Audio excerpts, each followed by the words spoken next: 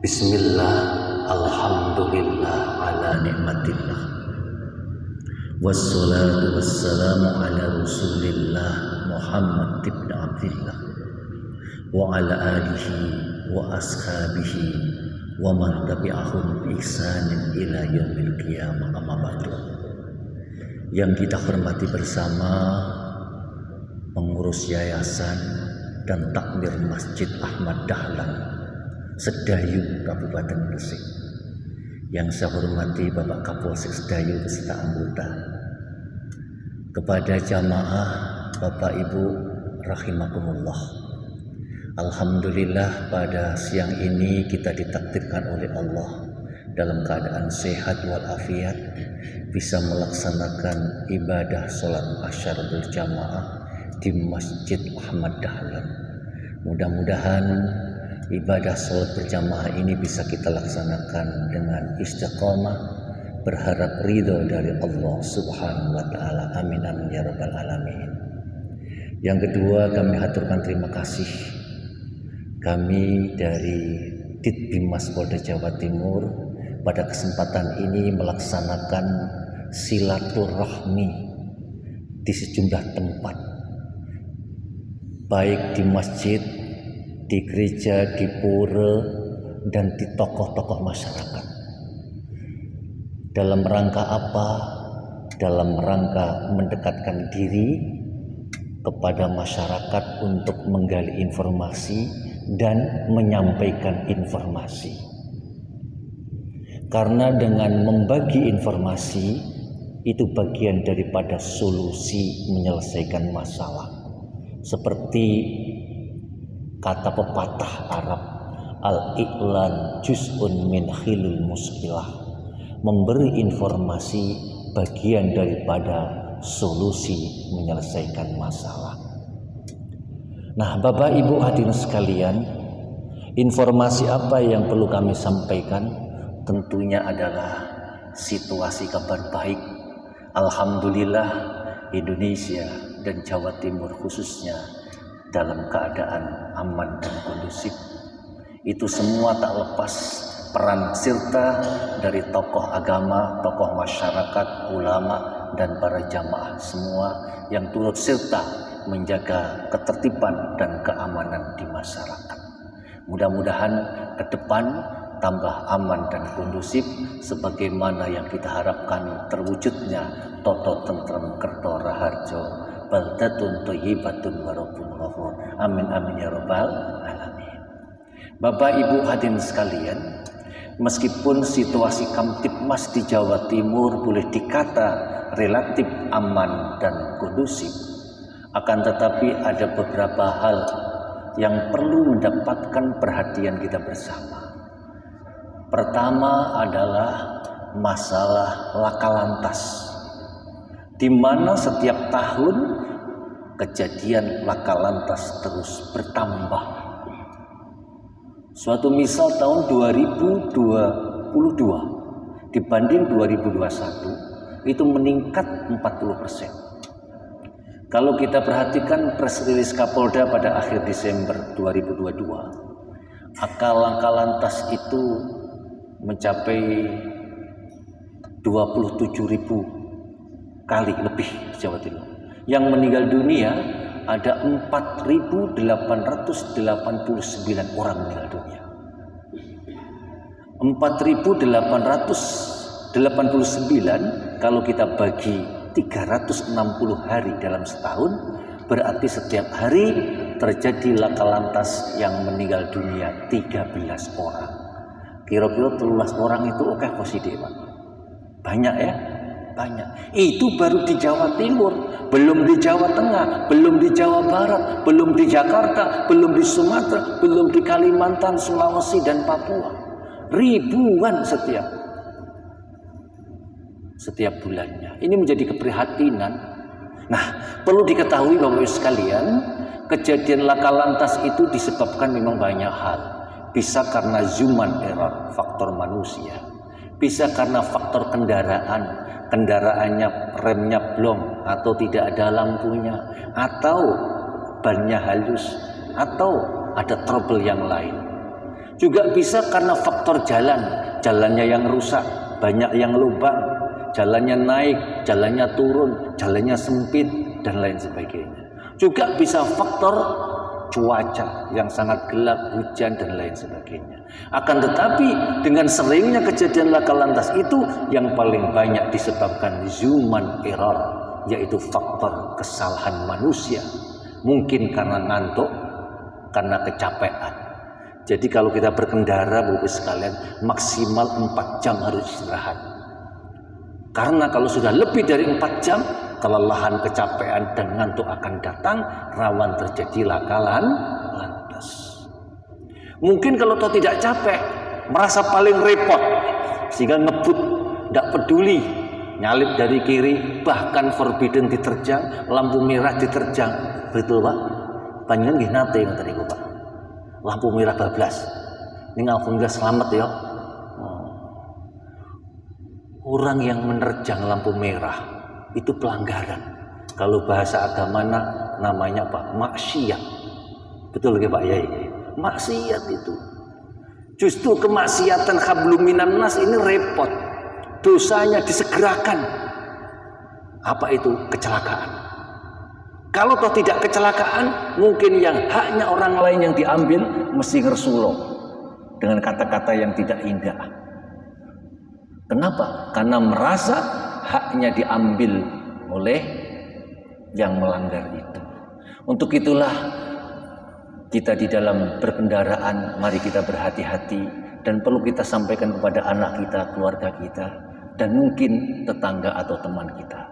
Insya Allah dengan kehati-hatian setiap berangkat kita periksa kendaraan. Kemudian ketika naik kendaraan diawali dengan doa. Paling tidak membaca Bismillahirrahmanirrahim. Kemudian ketika di perjalanan ikuti rambu-rambu lalu lintas. Insya Allah aman selamat hingga tujuan. Amin Allahumma amin. Ini pertama masalah laka lantas.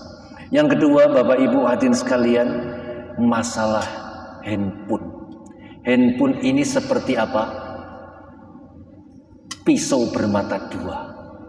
Ada manfaatnya juga bahaya. Sekarang ini penipuan melalui handphone setiap hari ada.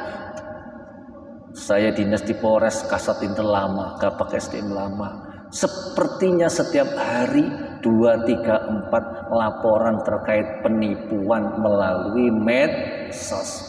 Apakah itu undian berhadiah? Apakah itu pembelian yang tidak sesuai dengan speknya?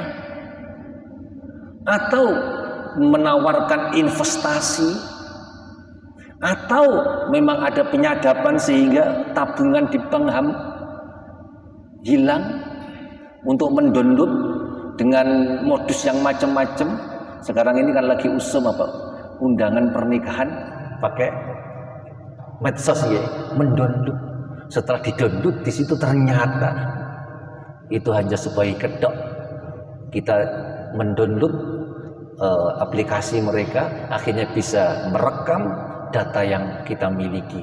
Sehingga ketika kita sudah terbiasa transfer pakai handphone, maka bisa terbaca dan tabungan di bank bisa terkuras. Naudzubillah min dzalik. Nah, yang lebih parah lagi, saat ini kita sedang menghadapi tahun politik, akan pemilu. Banyak sekali namanya TikTok, YouTube, atau WA yang nadanya provokatif. Provokatif ya Pak, adu domba, menfitnah. Ini kita harus hati-hati. Ketika kita menerima berita seperti itu, kalau kita langsung nge-share, ngirim kepada orang lain, itulah namanya dosa jariyah, dosa yang terus mengalir. Maka kita harus bijaklah di dalam menggunakan handphone, termasuk anak-anak kita. Jangan hanya ikut-ikutan masa kini dibelikan handphone, akan tetapi perlu dikasih edukasi, dikasih pendidikan bagaimana memanfaatkan handphone yang benar. Jangan sampai kita kena kasus pidana. Kenapa? Karena ikut-ikutan nge-share berita, ternyata itu ujungnya adalah menfitnah dan memprovokasi. Bapak Ibu hadirin sekalian yang berbahagia, perlu kita bertahu bersama bahwa negara kita itu sangat majmuk, lebih dari 300 etnis, lebih dari 1332 suku, dan ada 748 bahasa daerah. Dan agamanya di Indonesia ada 6 agama. Begitu juga partai politik banyak, organisasi keagamaan juga banyak, LSM juga banyak. Satu sisi itu adalah merupakan kekayaan Indonesia, keberagaman, akan tetapi satu sisi juga menjadi kelemahan apabila kita tidak bisa bersatu. Kita bisa melihat bagaimana Yugoslavia yang hanya 4 suku bangsa, akan tetapi tahun 92 tercerai-berai menjadi 7 negara.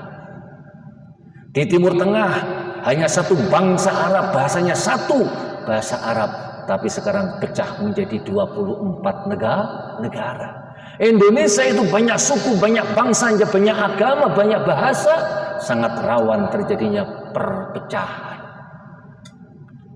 Akan tetapi alhamdulillah, hingga saat ini Indonesia tetap kokoh dan berdiri karena atas berkat rahmat Allah Indonesia diikat dengan bingkai Negara Kesatuan Republik Indonesia yang berdasarkan Pancasila, bersemboyan Bhinneka Tunggal Ika. Ini yang harus kita syukuri dan harus kita pertahankan. Memang Indonesia bukan negara agama, akan tetapi Indonesia adalah negara yang beragama. Indonesia bukan berdasarkan Islam, bukan berdasarkan agama, akan tetapi Indonesia berdasarkan Pancasila. Dan Pancasila itu sesuai dengan ajaran agama. Pancasila tidak bertentangan dengan agama. Oleh karenanya, kita sebagai generasi penerus bangsa harus tahu sejarah dan bersyukur terhadap Negara Kesatuan Republik Indonesia yang didirikan oleh founding father, para kiai, para ulama, para intelektual, yang mana kalau kita melihat tim 9 yang dibentuk oleh BPUPKI, di situ adalah Bung Karno, Bung Hatta, Muhammad Yamin, ada Kiai Haji Wahid Hasim, ada Kiai Haji Agus Salim, ada Kiai Haji Kahar Mudakir, dan hanya satu yang non muslim yaitu Mr. Ma'amar Hamis.